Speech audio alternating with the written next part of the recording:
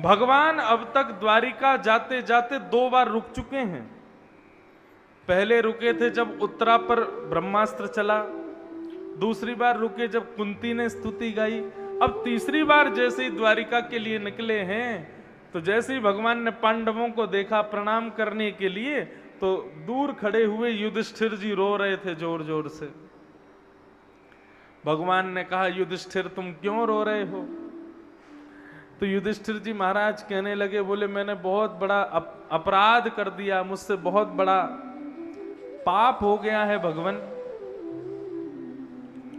भगवान बोले, अब तुमसे क्या पाप हो गया, क्यों रो रहे हो?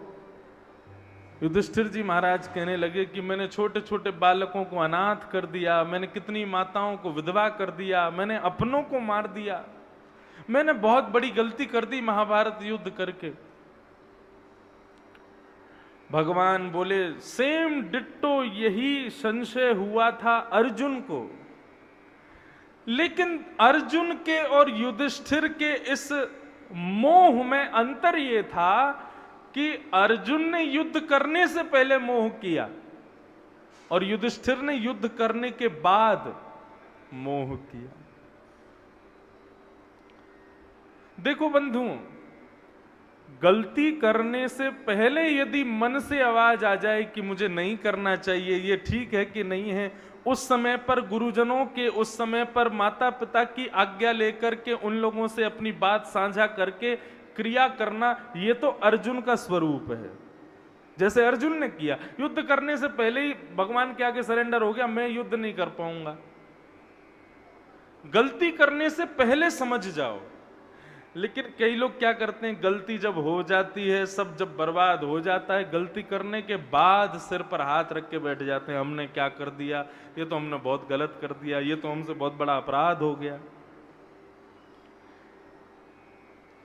मैं व्यासपीठ से वो शब्द बोल नहीं सकता, लेकिन भगवान कहते हैं गलती करने के बाद उस गलती पर जो रोते हैं, ऐसे लोग ना तो स्त्री हैं ना पुरुष हैं। श्रीमद् भगवत गीता में भगवान कहते हैं अपराध करने से पहले तुमको बोध होना चाहिए कि मैं सही कर रहा हूं कि नहीं। अपराध जब बन जाता है, गलती जब हो जाती है, तो उस गलती को स्वीकार करके ये विचार कर लो आगे से नहीं करूंगा। लेकिन उस गलती पर शोक करना ये उचित व्यक्ति का लक्षण नहीं है। 2 दिन हो गए उठे ही नहीं रहे हैं, बिस्तर पर पड़े हैं, रो रहे हैं। क्यों रो रहे हैं? बोले मुझसे बहुत बड़ी गलती हो गई, मैंने ऐसा क्यों कर दिया, अरे मैं यहां नहीं जाऊंगा, मैं ये नहीं करूंगा, मैं वो नहीं करूंगा, क्यों, मुझसे बहुत बड़ी गलती हो गई। अपने सारे कामों को रोक देते हैं, सब कुछ वहीं पर स्तब्ध कर देते हैं अपनी गलती की वजह से। गलती करने से पहले सोचना चाहिए था। अब जब गलती हो गई है तो फिर उस पर ज्यादा शोक मत करो, अपनी गलती स्वीकार करके आगे से नहीं करूंगा ऐसा बोल करके और फिर आगे बढ़ो। मानव का सबसे बड़ा सद्गुण क्या है? कोई कहता है मानव का सबसे बड़ा सद्गुण झूठ ना बोलना, कोई कहता है मानव का सबसे बड़ा सद्गुण माता पिता को प्रणाम करना, माता पिता की सेवा करना, मानव का सबसे बड़ा सद्गुण सदा कर्म में रत रहना, आदि आदि आदि। लेकिन यदि मुझसे पूछें कि मानव का सबसे बड़ा सद्गुण क्या है, जो मानव अपने भीतर के अवगुणों को स्वीकार करे कि हां मुझ में ये कमी है, अपनी कमियों को स्वीकार करना, ये मानव का सबसे बड़ा सद्गुण है, जो मानव कभी नहीं करता।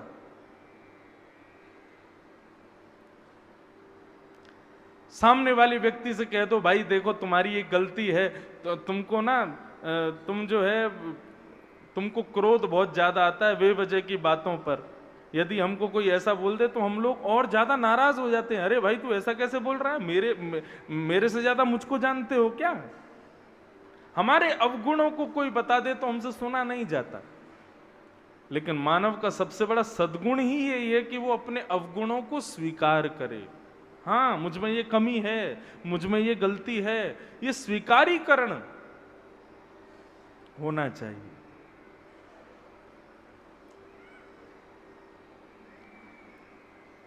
युधिष्ठिर को जब शोक हुआ तो भगवान ने विचार किया अब इस युधिष्ठिर को कैसे समझाया जाए। तो भगवान युधिष्ठिर आदि समस्त पांडवों को लेकर के कुरुक्षेत्र की रणभूमि में भगवान की प्रतीक्षा कर रहे भीष्म पितामह के पास लेकर के गए। पितामह भीष्म के पास। बहुत ध्यान से सुनिएगा बंधुओं। बाणों की सैया पर लेटे हैं, रोम रोम में बाण लगे हैं भीष्म पितामह के। और तभी पितामह भीष्म जो अपनी केवल मृत्यु का इंतजार कर रहे हैं, इच्छा मृत्यु का वरदान है भीष्म पितामह को, जब तक उनकी इच्छा नहीं होगी तब तक प्राण निकल नहीं सकते। इतने में ही दूर से चंदन की सुगंधी आने लगती है, कहीं मोर पंख लहराता हुआ दिखाई देता है। पीली पीतांबरी पहने, शंख चक्र गदा पद्म हाथ में लिए, सांवरे सलोने द्वारिकाधीश पितामह भीष्म की ओर चले आ रहे हैं। बंधुओं, मृत्यु कैसी होनी चाहिए? पितामह भीष्म जैसी। एक बात मैं कहूं, मेरी बात को बहुत ध्यान से सुनिएगा। जैसे हम लोग पहले ही सोच लेते हैं मुझे अपना विवाह कैसा करना है, मेरे बालकों के नाम ऐसे होंगे, बालक मेरे इस स्कूल में पढ़ेंगे, ऐसा घर बनवाऊंगा, ऐसा जॉब करूंगा, ऐसा बिजनेस करूंगा, यहां घूमने जाऊंगा, ये खाऊंगा, ये पीऊंगा, अपने अपने आगामी दिनों का विचार हम पहले ही कर लेते हैं। भागवत की कथा में बैठे हो, एक बात इस व्यास की मानिएगा, हम सब चीज पहले से ही विचार कर लेते हैं, लेकिन कभी हमारी मृत्यु कैसी होनी चाहिए ये हम कभी विचार नहीं करते। मेरे प्राण निकले तो उस समय का वातावरण कैसा होना चाहिए मैंने कभी नहीं सोचा। लेकिन भागवत सुनने का एक फल यह भी है कि आप पहले से ही चिंतन में ले आओ कि मेरी मृत्यु हो तो ऐसी हो। आपको सत्य बताऊं, भागवत की कथा में बैठकर के मृत्यु ऐसी हो संकल्प आप करना, पूरे करने की जिम्मेवारी ठाकुर जी की है, वो पूर्ण उसको करेंगे। इतना तो कहना स्वामी जब प्राण तन से निकले, गोविंद नाम लेकर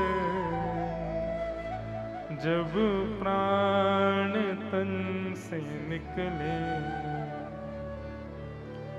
पीतांबरी कसी हो मुखड़े पे एक हंसी हो, छवि मन में ये बसी हो जब प्राण तन से निकले। आपको सत्य बता रहा हूं, यहां बैठे बैठे आपने अगर विचार कर लिया, हे नाथ आज मेरी उम्र इतनी हो गई, अब मुझे नहीं पता मेरा अंत कब होगा, क्योंकि अंत का कोई भरोसा तो है नहीं। क्या भरोसा है इस जिंदगी का, साथ देती नहीं ये किसी का, सांस रुक जाएगी चलते चलते, समा बुझ जाएगी जलते जलते, समय का कोई पता तो है नहीं। लेकिन आज इसी वक्त यदि हम विचार कर लें, हे नाथ मेरे प्राण निकले ना, तो ऐसी स्थिति में निकले। कैसी स्थिति में? श्री यमुना जी बह रही हूं, यमुना जी के तट पर मैं बैठा हूं, मेरे सामने पीतांबरी पहन करके, हाथों में मुरली धारण करके, सुंदर सलोने स्वरूप को धारण करके आप मेरे सामने लीला कर रहे हो। उस समय मेरा बेटा कहाँ है, बेटी कहाँ है, पत्नी कहाँ है, परिवार कहाँ है, मुझे उससे मतलब नहीं है। मेरे सामने केवल आप खड़े रहना। अपने जीवन के 80 साल, 70 साल, 50 साल, जितने साल के आप हो, सब बेटा बेटियों को देख के ही निकाले हैं आपने। लेकिन ठाकुर जी से प्रार्थना करो, अंत जब आवे ना मेरा, उस समय कोई ना दिखे, केवल मेरा सांवरा मेरे सामने खड़ा हो, केवल मेरे श्याम सुंदर खड़े हो, उनको देखते देखते मेरे प्राण निकले। ये बंधुओं केवल ताली बजाने तक इस बात को युक्त मत रखना, इसको निश्चित अपने जीवन में करके देखना।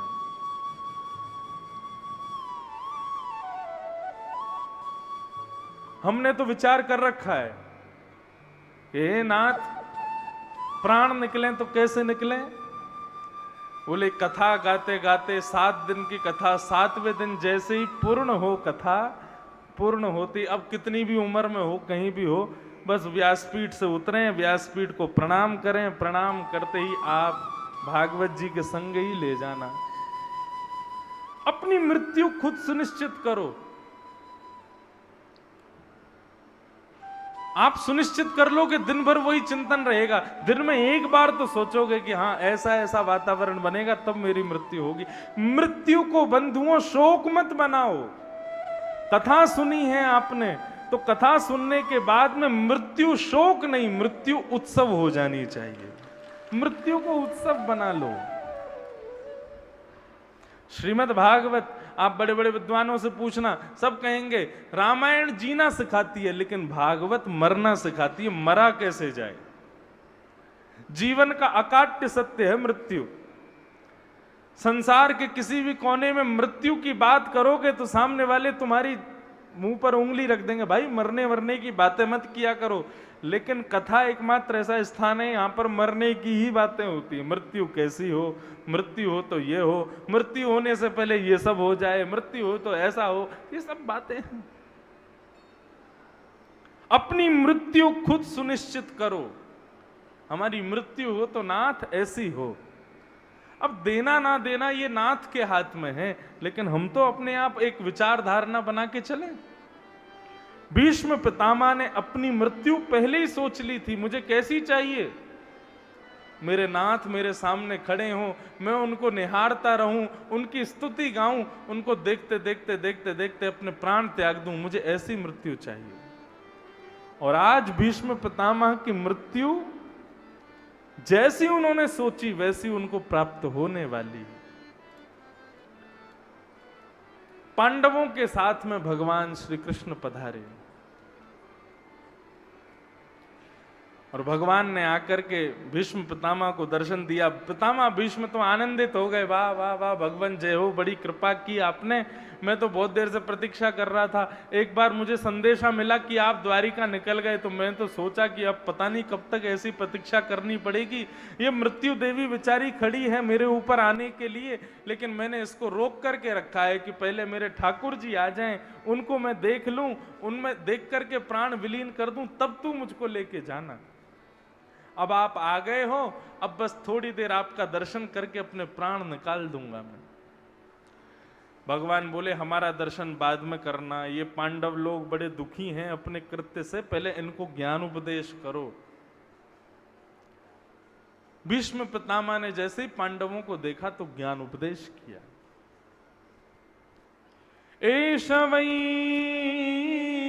भगवान साक्षात् दद्यो नारायण कुमार।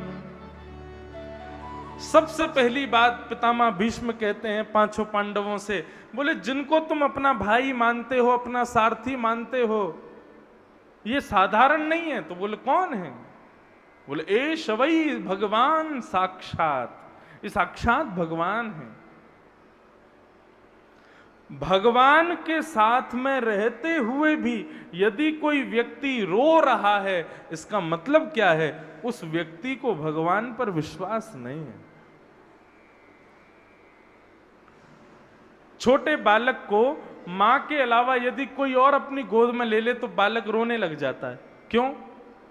क्योंकि उसको दूसरे पर विश्वास नहीं है। बोले मुझे भूख लगती है तो मेरी माँ भोजन कराती है, मुझे नींद आती है मेरी माँ सुला देती है, ये पता नहीं कौन मुझे गोद में लेके जा रहा है, भूख लगने पे पता नहीं भोजन देगा कि नहीं, नींद आने पे सुलाएगा कि नहीं, इसलिए बालक रोता है क्योंकि उसको विश्वास नहीं है।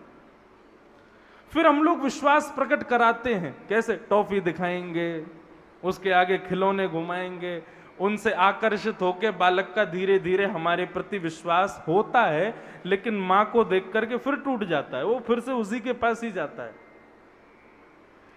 ठीक वैसे ही बंधुओं, भगवान जिन पांडवों को हाथ से हाथ मिला करके चल रहे हैं, ऐसे पांडवों को कभी शोक नहीं होना चाहिए था, परंतु युधिष्ठिर को शोक हो रहा है। क्यों? अविश्वास, भगवान के प्रति वो दृढ़ता विश्वास की नहीं है, इसलिए रो रहा है युधिष्ठिर। भगवत शरणागति होने के बाद में भी यदि आंखों में आंसू हैं, तो समझो कि आपका अभी विश्वास परिपक्व नहीं है ठाकुर जी के प्रति। ठाकुर जी पर पूर्ण विश्वास रखो, तभी भक्ति दृढ़ होगी।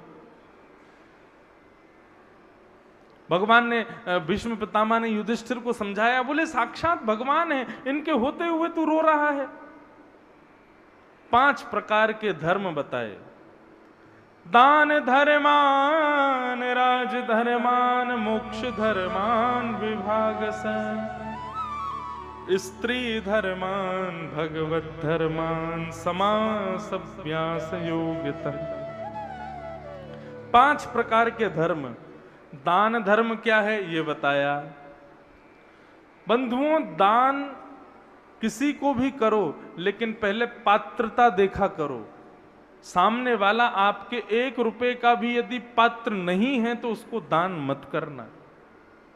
आपको पता है कि मैंने दान किया तो ये सामने वाला व्यक्ति इस पैसे से जाकर के कुछ बख्श खाएगा, उल्टा सीधा खाएगा, उल्टा सीधा कुछ कहीं इसको व्यर्थ गवाएगा, तो ऐसे व्यक्ति को कभी धन नहीं देना चाहिए।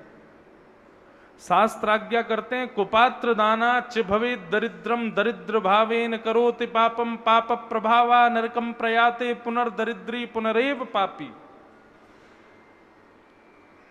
आपने यदि 1 रुपए का भी दान किसी कुपात्र को दिया,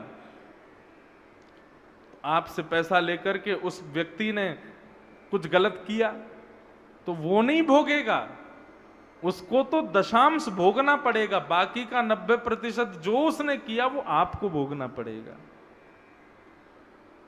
इसलिए दान बहुत सोच समझ के करना चाहिए। यहीं कहीं भी पैसे उठा करके किसी को भी नहीं दे देने चाहिए, सोच समझ करके दान किया करो।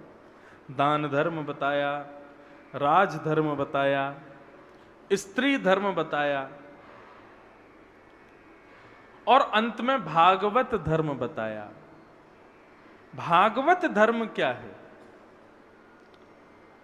कि कायेन वाचा मनसेन्द्रियैर्वा बुद्ध्यात्मना भानुषितः स्वभावात् करोमि यत् सकलं परस्मै नारायणायेति समर्पयेत। जो कुछ भी करो, अपनी काया से, अपने मन से, अपने वचन से, अपनी बुद्धि से, अपने इंद्रियों से, आपने जो कुछ भी पुण्य कर्म किया है, वो सब कुछ करने के बाद हाथ में जल लेकर के नारायणायेति समर्पयामि, मैं श्री कृष्ण को इसे अर्पित करता हूं। मतलब कुछ भी विशेष करने के बाद में उसका श्रेय अपने पास मत रखा करो, ठाकुर जी को दे दिया करो। ये भागवत धर्म है। इसका एक भाव ये समझो, जब हम पर पैसे बहुत ज्यादा हो जाते हैं तो हम लोग क्या करते हैं, बैंक में अकाउंट खोल देते हैं और फिर धीरे धीरे पैसा उसमें जमा करने लगते हैं। क्यों? वहां पर रखा हुआ हमारा पैसा जो है वो सेफ है, वो खर्च नहीं होगा, जरूरत पड़ने पर काम आ जाएगा। ठीक वैसे ही बंधुओं, आपने जितने भी पुण्य किए हैं, यदि समस्त पुण्यों को अपने पास रखोगे तो सब खर्च हो जाएंगे। इसलिए क्या करो, पुण्य करने के बाद ठाकुर जी के चरण रूपी बैंक में उसको जमा कर दो। जो भी किया है सब ठाकुर जी को समझ। गंगा जी में स्नान किया, स्नान करके तुरंत बाहर आओ, गंगा जल हाथ में लो और कहो कि हे मैया, हमने आप में स्नान किया, तीर्थ यात्रा की, कथा सुनी, संत सेवा की, इन सब का जो भी फल मुझे मिलना चाहिए मैं सब भगवान को अर्पित करता हूं। इसका तात्पर्य क्या है? बोले तात्पर्य ये है कि यदि आपके अंतिम समय में भगवत प्राप्ति में यदि कोई रुकावट आ रही होगी तो भगवान आपके द्वारा प्रदान किए गए समस्त पुण्यों के खाते को खोल करके आपकी उस रुकावट को दूर करके अपने धाम बुला लेंगे। नहीं आई बात समझ में? मान लीजिए हमने खूब पुण्य किया और पुण्य करने के बाद भगवान को अर्पित कर दिया, लेकिन जैसे ही हमारा अंतिम समय आया तो यमराज ने अपने यमदूत भेज दिए, बोले कि ये वैकुंठ जाने लायक नहीं है। क्यों? अभी इतना भजन नहीं है इसका। लेकिन तभी आप यमदूतों से कह दो कि भैया हमने इतने सारे तीर्थ यात्रा की, इतनी कथाएं सुनी, वो सब का फल हमने ठाकुर जी को दे दिया, एक बार वो खोज तो लो। तो जब ठाकुर जी के चरणों में आपने जो अर्पित किए आपके जो पुण्य हैं वो जब प्रकट किए जाएंगे तो वैकुंठ जाने में जो अवरुद्ध हो रहा था वो अवरुद्ध दूर हो जाएगा और आपको ठाकुर जी की प्राप्ति हो जाएगी। इसलिए जो कुछ भी पुण्य करो ठाकुर जी को अर्पित कर दो, ये भागवत धर्म है, भीष्म पितामह ने बताया। और ये सब कहने के बाद में पितामह भीष्म ने भगवान की मंगलमय स्तुति गाई। पांडवों को बोले अब तुम लोग मेरे सामने से हट जाओ, मैं अपनी अंतिम इच्छा पूर्ण करने वाला हूं। बाणों की सैया पर लेटे हैं भीष्म पितामह, सामने ठाकुर जी खड़े हुए हैं और भीष्म पितामह कहते हैं प्रभु अब जब तक मेरे प्राण ना निकले मेरे सामने खड़े रहना। भगवान बोले तुमको इच्छा मृत्यु का वरदान है, तुम्हारा मन हो जाए कि 10 साल तक मेरे प्राण ही नहीं निकले तो मैं खड़ा ही रहूं। भीष्म पितामह बोले वो मुझे नहीं पता, लेकिन आप खड़े रहो बस मेरे सामने। भीष्म पितामह के इस अंतिम भाव को सुनकर के कभी कभी रोमांच हो जाता है कि ऐसा हमारे साथ होगा कि नहीं। कभी ठाकुर जी सामने खड़े हों और हम ठाकुर जी की मंगल में स्तुति गाते हुए उन्हीं में विलीन हो जाएं। भगवान का चेहरा थोड़ा सा मुरझा गया तो भीष्म पितामह कहते हैं ये मुरझाए हुए चेहरे से मेरे सामने मत खड़े हो। भगवान बोले तो फिर? बोले प्रसन्न हासारुणलोचनोल्लसत्, मुस्कुराइए, आपके गाल थोड़े थोड़े गोल गोल दिखने चाहिए मुझको, प्रसन्न मुद्रा में मेरे सामने खड़े रहो, तब मैं आपकी स्तुति गा करके आपके चरणों में अपने प्राणों को विलीन करूंगा। भगवान मुस्कुरा रहे हैं और भीष्म पितामह भगवान की स्तुति गा रहे हैं। संपूर्ण स्तुति गाने का अवकाश नहीं है, 1-2 श्लोक कहकर के हम आगे चलेंगे। भीष्म पितामह कह रहे हैं इतमति रूप कल्पिता वितृष्णा भगवत सात्वत पुंगवे विभूम्ने स्वसुखमुपगते क्वचित् विहर्तुम् प्रकृतिमुपेयुषि यद्भवप्रवाह त्रिभुवन कमनं तमालवर्णं रविकर गौरवराम्बरं दधाने वपुरलककुलावृताननाब्जम् विजय सखे रतिरस्तु मेन वद्या। बहुत ध्यान से सुनना, सब लोग इधर देखो, एकाग्र चित्त होकर के बैठो। भीष्म पितामह क्या कह रहे हैं भगवान से? ठाकुर जी मैं अपने प्राणों को निकालने जा रहा हूं, आप में विलीन होने वाला हूं, लेकिन अपने प्राण त्यागने से पहले अपना एक बचा हुआ अंतिम कार्य पूरा करना चाहता हूं। आपकी आज्ञा हो तो बोलूं? भगवान बोले कहो।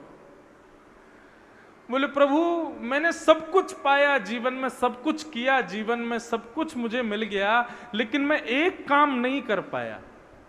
भगवान बोले क्या? बोले मेरी एक बेटी है, उस बेटी का मैं ब्याह नहीं कर पाया। भगवान भीष्म पितामह को देखने लगे, तुम तो बाल ब्रह्मचारी हो, तुम्हारा ब्याह ही नहीं हुआ कभी, तुमने कभी शादी करी नहीं, तुम्हारी बेटी कहां से हो गई? क्यों पितामह भीष्म, बिना ब्याह के बेटी कैसे हो गई तुम्हारी? भीष्म पितामह कहने लगे, बोले भगवान आपने प्रत्येक मानव को बिना ब्याह के ही एक बेटी दे रखी है। भगवान बोले कौन? बोले मति बुद्धि, ये हमारी बेटी है। चलो भाई, राधा कृष्ण मंदिर में कथा चल रही है, चलो। आप कहो नहीं मन नहीं है मेरा।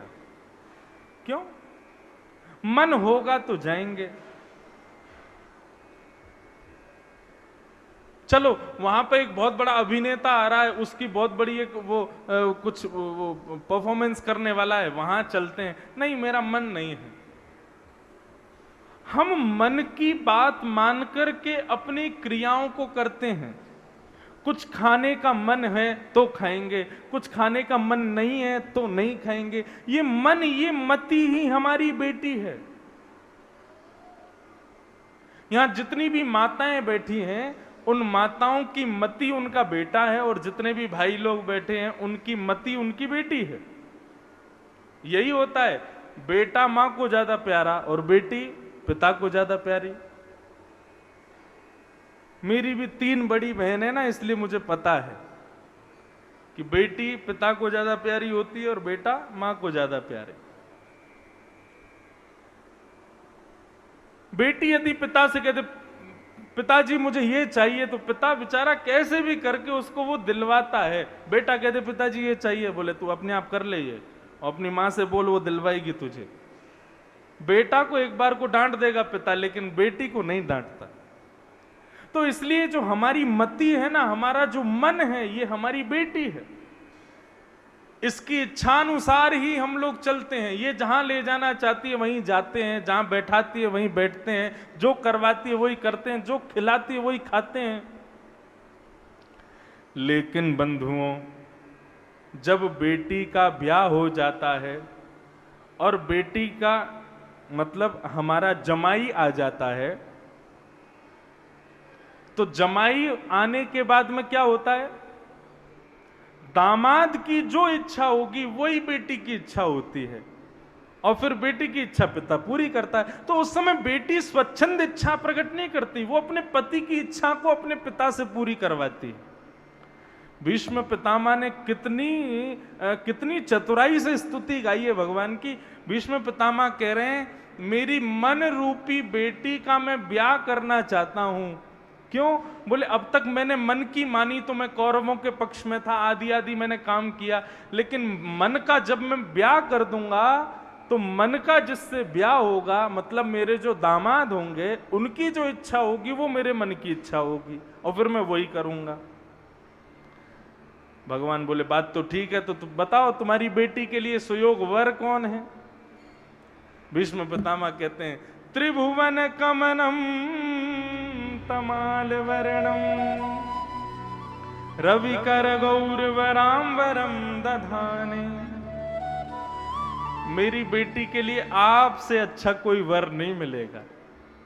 मेरी बेटी का, मेरे मन का वर्ण आप कर लीजिए। उससे फायदा ये होगा, आप जो चाहोगे मेरा मन भी फिर वही चाहेगा, और फिर मैं वही करूंगा। भगवान बोले अब तुमने इतनी चतुराई दिखाई है तो थोड़ी चतुराई हम भी दिखा दें। कन्या वर्यते रूपम। कन्या कभी घर से ब्याह नहीं करती, गाड़ी से ब्याह नहीं करती, धन से ब्याह नहीं करती, कन्या रूप से ब्याह करती है। तुम्हारी बेटी को हम पसंद हैं कि नहीं ये कैसे पता? तुम्हारे मन को हम पसंद होने चाहिए ना। भीष्म पितामह बोले त्रिभुवन कमनम तमाल वर्णम रविकर गौरवरांबरम दधाने। आप मेरे मन की बात कर रहे हो, आपने त्रिभुवन को अपने पीछे मोहित किया हुआ है। आप जब सुंदर अलकावलियां बिखेर करके जब वन में विचरण करते हैं तो अत्यंत सुंदर काम भी मूर्छित हो जाता है। प्रभु मेरी बेटी को आप पसंद नहीं होगे?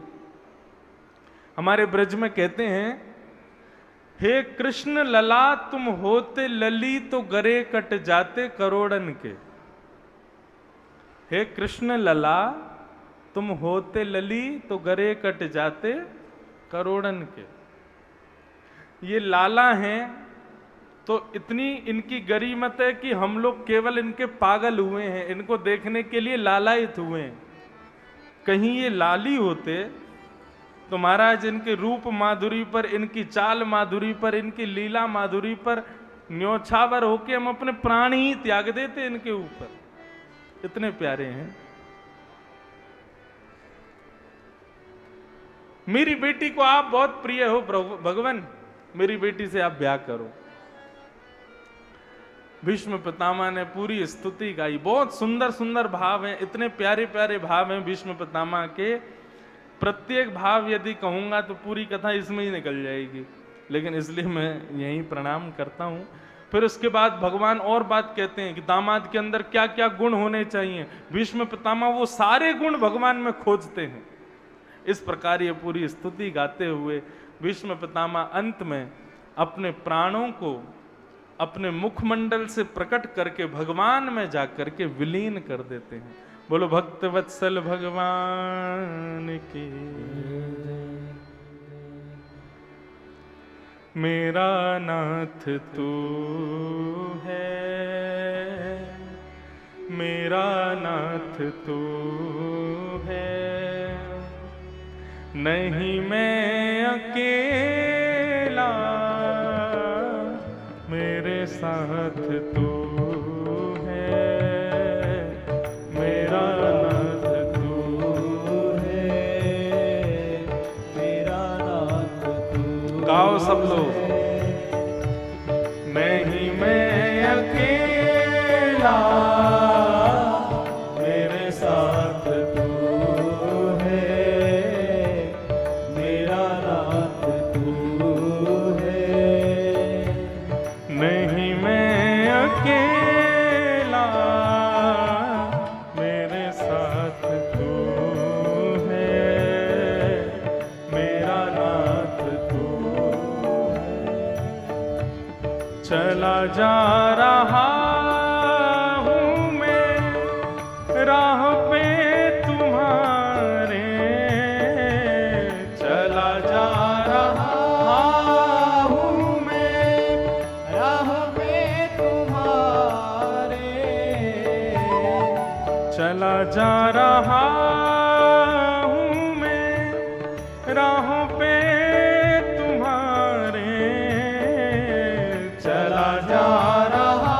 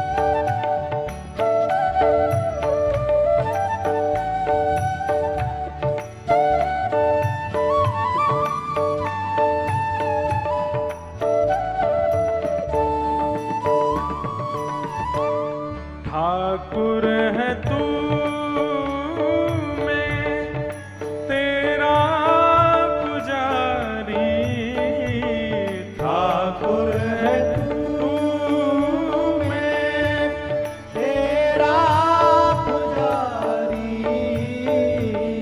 ठाकुर है तू, मैं तेरा पुजारी।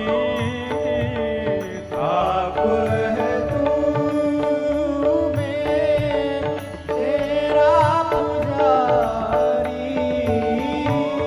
तेरा खेल हूँ मैं, तू मेरा खिलाड़ी। तेरा खेल हूँ मैं, तू मेरा खिलाड़ी।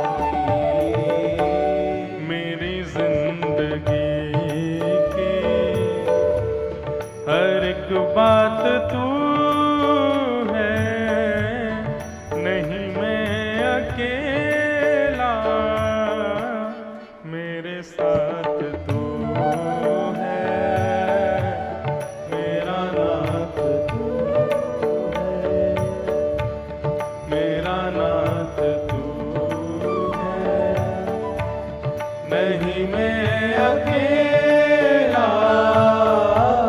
मेरे साथ तू है, मेरा नाथ तू है, मेरा नाथ तू है, नहीं मैं अकेला, मेरे साथ तू है, मेरा नाथ तू है, मेरा नाथ तू है।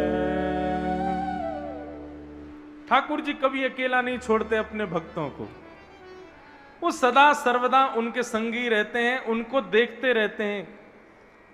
और एक बात बताऊं आपको, हम जो कुछ भी करते हैं वो सब ठाकुर जी का मनोरंजन है। हमारे रोने से, हमारे हंसने से, हमारे नाचने से, हमारे दुखी होने से ठाकुर जी का मनोरंजन होता है। एक पंक्ति गाई ना अभी, ठाकुर है तू मैं तेरा पुजारी, और तेरा खेल हूं मैं, तू मेरा खिलाड़ी। अब खिलाड़ी गेंद से और बैट से यदि प्रेम करने लग जाए तो खेलेगा कैसे? वो तो आनंद करता है। ऐसे ही ठाकुर जी के खेल हैं, हम खूब खेलते हैं, ठाकुर जी हमारे साथ खूब आनंद करते हैं।